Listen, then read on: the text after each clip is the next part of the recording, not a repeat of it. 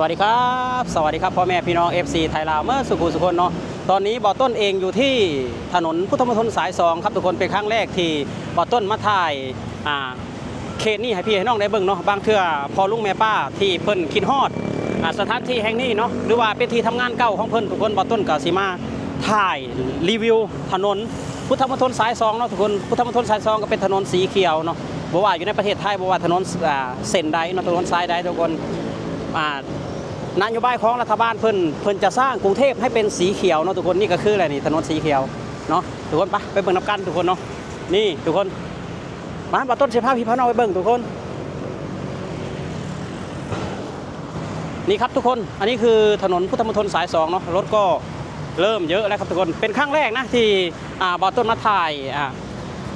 เขตพุทธมณฑลสาย2หรือว่าเขตบางแคหลัก2ให้พี่ให้น้องได้เบิ่งเนาะเพราะว่าพอดีบ่ต้นมาทำธุระอยู่เขตนี้เนาะทุกคนมื้อนี้กับบ่ต้นกับ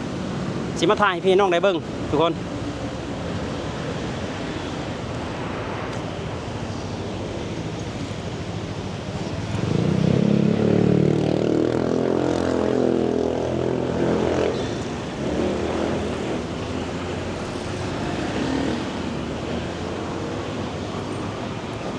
นี่ครับพี่น้อง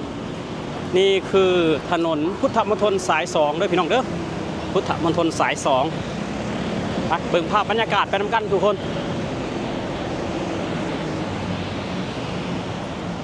ดูภาพบรรยากาศไปด้วยกันครับฟุตบาทก็สิเต็มไปด้วยต้นไม้ครับทุกคนต้นไม้ที่มันมีใบไม้เนาะทุกคนมีใบไม้เขียวเกาะกลางถนนก็เป็นถนน4เลนนะพี่น้องเด้อถนน4เลนครับทุกคนถนน4เลนไป4มา4เป็น8เลนนะทุกคนไป4มา4เป็น8เลนหรือว่าสายไฟทั้งนี้เพิ่นยังบ่ได้เอาลงดินทุกคนสายไฟยังไม่ได้ลงดินครับเนาะบ่คือเขตอื่นเขตนี้ยังแม่นยังบ่ได้เอาสายไฟลงดินเถื่อนี่ทุกคนมีสายไฟอยู่ครับแต่ว่าถนนสะอาดคือกันทุกคนถนนนี่ก็สะอาดนะนี่เกาะกลางถนน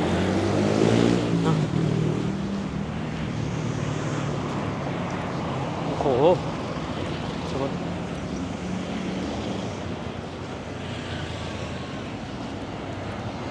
ดูถนนสะอาดมากครับทุกคนเนาะถนนแล้วก็ฟุตบาทสะอาดอยู่ในกรุงเทพมหานครบอกว่าถนนเส้นใดเขตใดมาตรฐานความสะอาดก็เหมือนกันนะครับทุกคนมาตรฐานความสะอาดก็เหมือนกันบ่ต้นก็มาถ่ายพี่ให้น้องได้เบิ่งเพื่อพอลุงแม่ป้าหรือว่าเพื่อนๆพี่ๆเนาะเคยทำงานอยู่พุทธมณฑลสาย2เพื่อคิดฮอดความหลังคิดฮอดความเก่าที่เคยมาอาศัยทำมาหากินอยู่ที่พุทธมณฑลสาย2เนาะมื้อนี้บ่ต้นค่ะได้มาทำหน้าที่หรือว่ามาธุระอยู่แถวนี้บ่ต้นก็ได้ถ่ายให้พี่น้องให้เบิ่งเนาะพอให้หายความคิดฮอดบ่ว่าแต่คนเฮาไปอยู่มุมใดแจ้ใดคือกันกับบ่ต้นนี่แหละบ่ต้นมาอยู่ประเทศไทยถ้าบ่ต้นกลับบ้านบ่ต้นก็คิดฮอดประเทศไทยทุกคนคิดฮอดบ่อนเฮาอยู่คิดฮอดบ่อนเฮานอนคิดฮอดบ่อนเฮาทำมาหากินคิดฮอดถิ่นฐานที่เฮาเคยพักอาศัย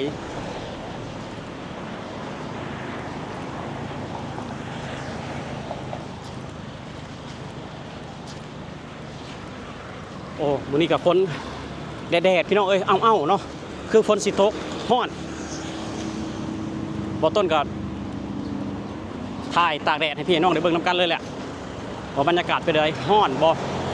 ต้นบอกเลยว่าฮ้อนคือคนฮ้อนนี่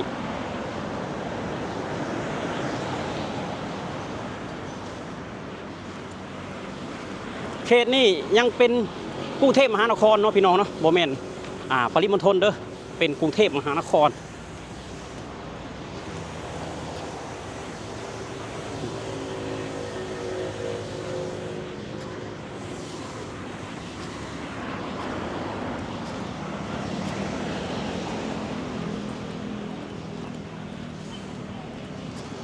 ทุกคนโอ้โหสะอาดจริงๆทุกคนเนาะสะอาดสุดๆเลยพี่น้องสะอาดมามุมนี้ถนนสีแคบลงพี่น้องถนนสีแคบลงมุมนี้เนาะ3เลนเด้อมุมนี้3เลนเนาะมองนั่นคือ4เลนมุมนี้3เลนแคบลงมาหนึ่งนี่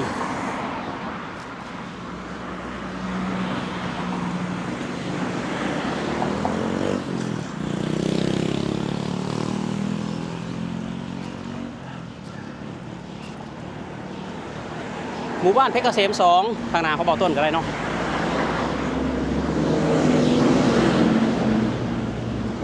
โอ้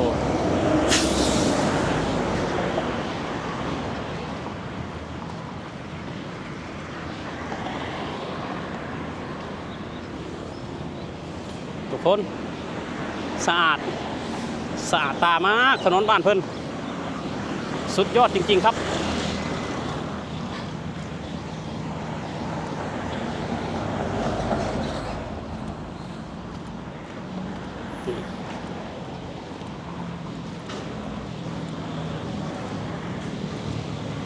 คือมี FC เพิ่นบอกว่าต้นไปถ่ายพุทธมณฑลสาย2ให้เบิ่งแหน่เพิ่นว่าคิดฮอดเนาะคิดฮอดบ่อนทำงานเก่าเพิ่นว่าเนาะคือบ่ต้นก็อยู่จังหวัดนนทบุรีทุกคนเลยบ่ต้นก็นั่งรถMRT คือสุดซ้ายบางชื่อสาย2เนาะสุดซ้ายคือ45 บาทค่าตัวโดยสารก็ถือว่าบ่แพงนะทุกคน45 บาทคือสุดซ้ายบ่ต้นก็ต่อ2แถวมาอีกถึงไฟแดงพุทธมณฑลสาย2บ่ต้นก็ย่างเข้ามาพุทธมณฑลสาย2เนาะพอดีมาทำธุระแถวนี้พอดีอะไรโอกาสถ่ายให้พี่น้องเพิ่นไปคิดฮอดบ้านให้เบิ่งเนาะคนโอ้โหพี่น้องบ่ต้นแสเบิ่งเนาะบ่ต้นแสเบิ่งมุมนี้ทุกคนนี่โอ้โห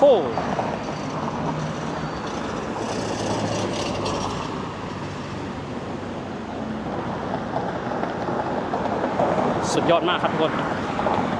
สุดยอดมากๆครับนี่ครับ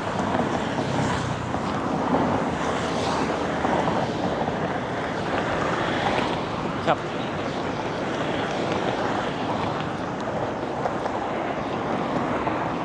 ว้าว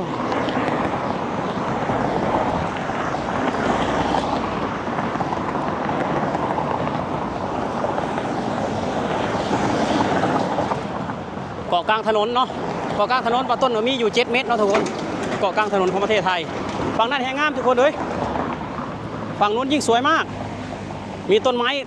บนเกาะกลางถนนอันนี้คือยางกันลื่นเนาะทุกคนปะต้นคิดว่าเพิ่นทาสีนี่บ่แม่นเนาะคือยางกันลื่นโอ้โหทุกคนยางกันลื่นสวยงามจริงๆเอาทุกคนเนาะสำหรับคลิปนี้เนาะปะต้นกับเซมลาพี่อามลาน้องไปแล้วทุกคนเนาะ